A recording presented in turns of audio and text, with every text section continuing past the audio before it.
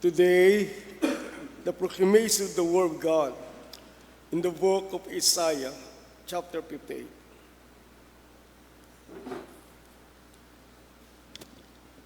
Cry out aloud, spare not, lift up your voice like a trumpet. Tell my people their transgressions, in the house of Jacob their sins. Yet they seek me daily, and delight to know my ways. As a nation that did not righteousness, I did not forsake ordinance of their God. They ask me the ordinances of justice. Take delight in approaching God. Why have fasted? They say, you have not sinned. We afflicted our souls, and you take notice. In fact, in the day of your fast, you find pleasure and explode all your laborers. Indeed, you fast for strife and debate, and to strike with the feast of wickedness. You will not fast, and you do this day. You make your voice heard on high. And it passed that I have chosen a day of a man to afflict his soul. It is to bow down at the head like a walrus, and to spread out sackcloth and ashes. Would you call this a fast? An acceptable day to the Lord. Is this not the fast that I have chosen? To loose the bonds of wickedness, to undo the heavy burdens, to let the oppressed go free, and that you break every yoke. Is not to share your bread with the hungry, and you bring your house to the poor who are cast out. When you see a naked, you cover him, and you not hide yourself from your own flesh. That your life shall break forth like the morning, your healing shall bring forth speedily, and your righteousness shall go before you. The glory of the Lord shall be your rear guard. Then you shall call, and the Lord will answer. You shall cry, and he will say, Here I am. If you take away the yoke from your midst, the pointing of your finger, and speaking wickedness. The word of the Lord. Thanks be to God. Please stand for our responsorial psalm in Psalm 51. Our response is, a heart contrite, a humbled, O God, you will not scorn altogether. A heart contrite, a humbled, O God, you will not scorn. Have mercy upon me, O God, according to your loving kindness, according to the multitude of your tender mercies. Blot out my transgressions, wash me throughout my iniquity, and cleanse me from my sin. Response: A heart contrite and humble, O God, you will not scorn. For I acknowledge my transgressions, and my sin is ever before me. Against you only have I sinned, and done this evil in your sight. Response: A heart contrite and humble, O God, you will not spurn. For you do not desire sacrifice or ills, I will give it. You do not delight in burnt offering. The sacrifices of God are broken spirit, a broken and contrite heart. These, O God, you will not despise. Response: A heart contrite and humble, O God, you will not spurn. Glory be to the Father, and to the Son, and to the Holy Spirit. As it was in the beginning, is now, and ever shall be, world without end. Amen. The Lord be with you. The Holy Gospel of our Lord Jesus Christ according to St. Matthew, chapter 9. Glory to you, Lord Jesus.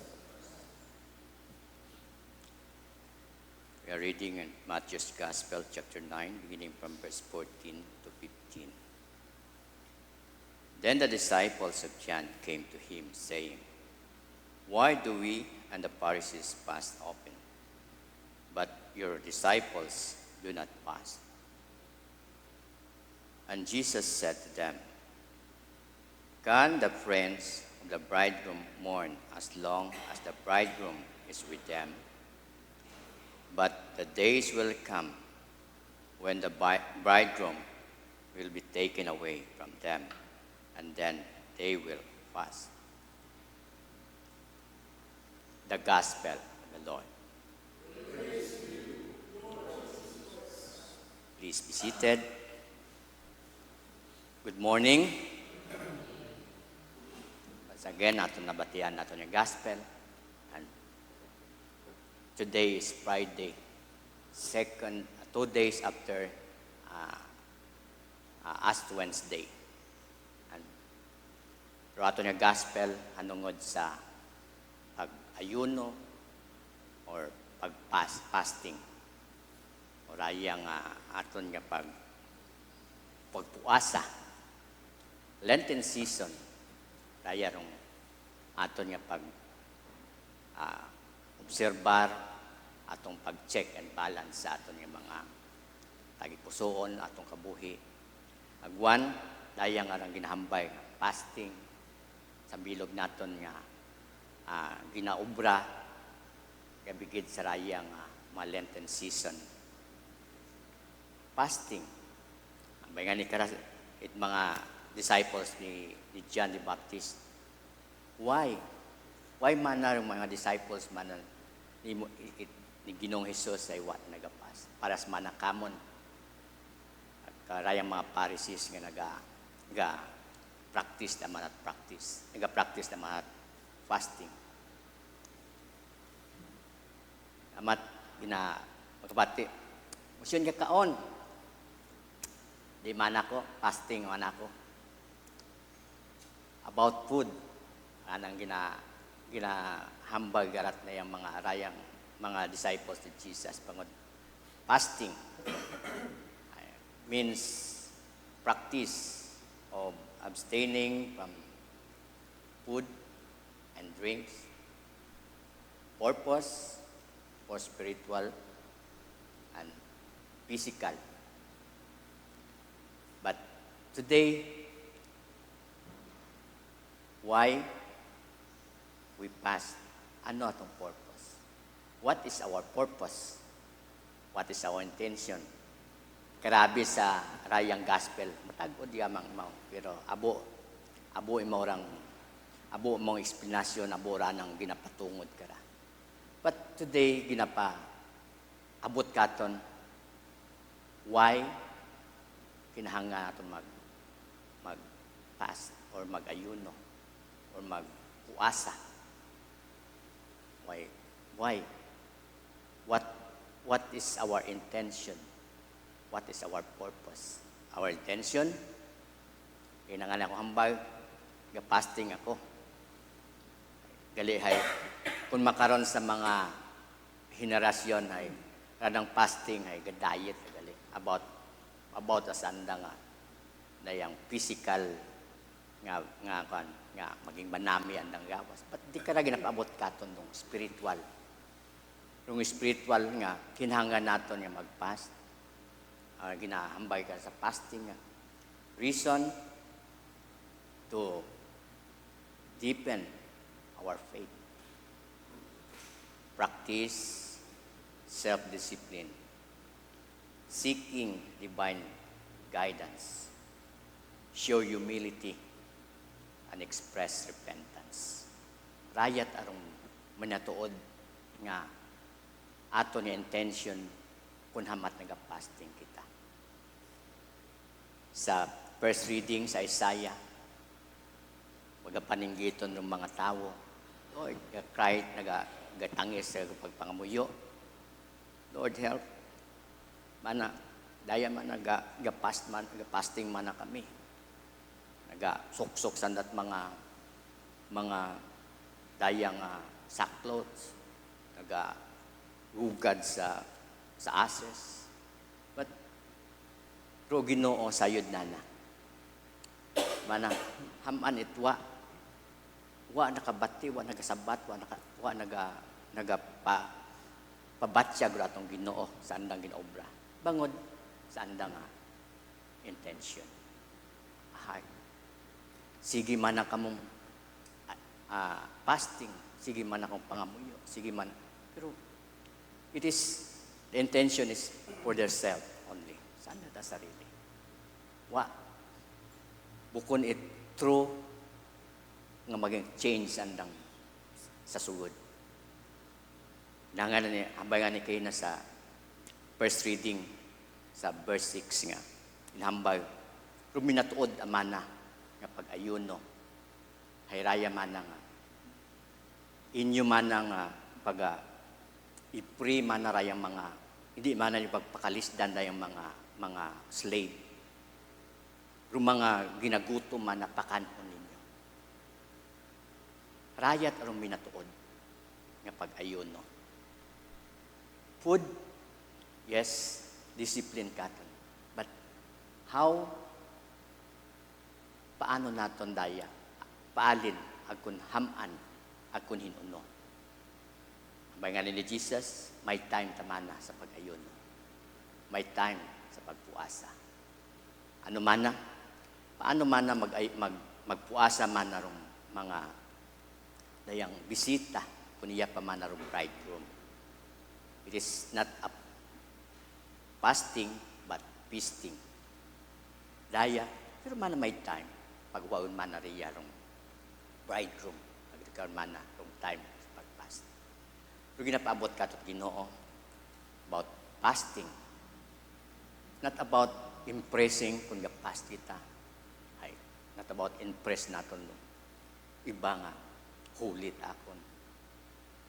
Or maka-earn kita dayang pagraya nga pag honor or dayang nga pagdayaw or pag-favor, but Jesus revealed a deeper spiritual purpose that many overlook. Abo kita. May una nga fasting, but wala na masayri kung ano rong pinaka meaning, yung pinaka purpose. Daya sa bilog naton, fasting deepen your relationship with God. About fasting. Sa ato niya nga gospel sa Ash Wednesday nga, sa Matthew 6:16 to 18. When you fast, be not a hypocrites. Hindi natin pagpakita nga kita ay nagapast. But taguon natin. Kung pwede nga, hindi kita makita nga nagamon o sad kita, but hugasan natin atong uyahon para maging malimpyo, maging hindi nanda makilala, hindi nanda masayran na ikaw ay nagapast. Secret.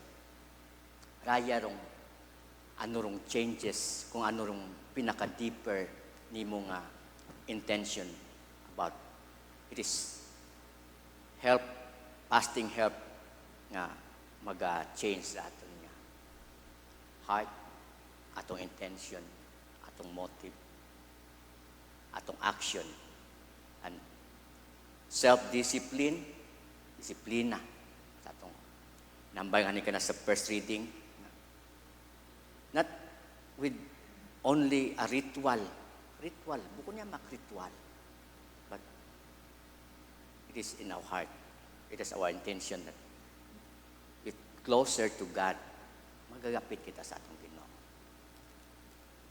Intention that not with only in food, but fasting. Sometimes, fasting kita to hurt atong mga itbanghod, atong mga brother and sister. Stop dayang murmuring. Ang dami. That's why aton iya makaron Lenten season. Check our heart. Check what is in our heart. Past, if atong pirmi nga ginahimo, mayad, gawin natin ay mayad, galit ay, ruyon ay nagiging addicted kita. But di karon doon natin nga, tawaan at importansya sa rayang Lenten season. Check check aton nga tagipuso. Daya yung time nga atong Ginoo na-emphasize na to recognize that through fasting, through your closeness to Him. Jesus did not teach fasting as a ritual. He taught it as a pathway to victory, humility, and intimacy with God. That is fasting, the true meaning of fasting. Humility. Humility. Humble. Repentance to God. Come to Him with our, kung atong tagipusoon nga mapaynabusan.